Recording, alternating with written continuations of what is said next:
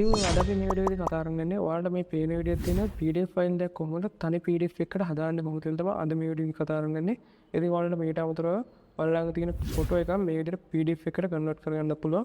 මේකට කිසි මුදලක් වෙන්නේ නැහැ, ෆ්‍රී කරගන්න පුළුවන්. එහෙනම් ඉතින් අපි බලමු මේ වීඩියෝ එක කොහොමද කරගන්නේ කියලා. ඉතින් මේ වීඩියෝ කරගන්න ඔයාලා මුලින්ම වෙබ් බ්‍රවුසර් එක ඕපන් කරගන්න. ඊට පස්සේ ඕපන් කරලා පස්සේ සර්ච් කරගන්න ilovepdf.com කියලා.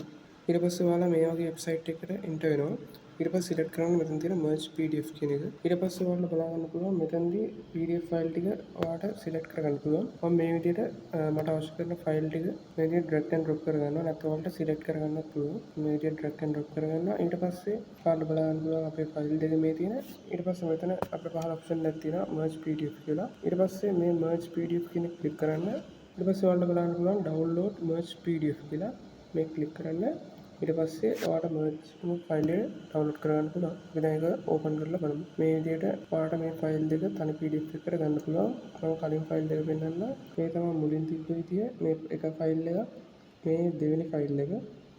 එතකොට අපිට මේ විදිහට merge කරගත්තාම මේ දෙකම තනි PDF එකකට හදාගන්න පුළුවන්. ඊට පස්සේ ඔයාලගේ තියෙන ෆොටෝ එකක් PDF කරගන්න ඕන නම් මෙතන JPG to PDF කියන එක ක්ලික් කරන්න පුළුවන්.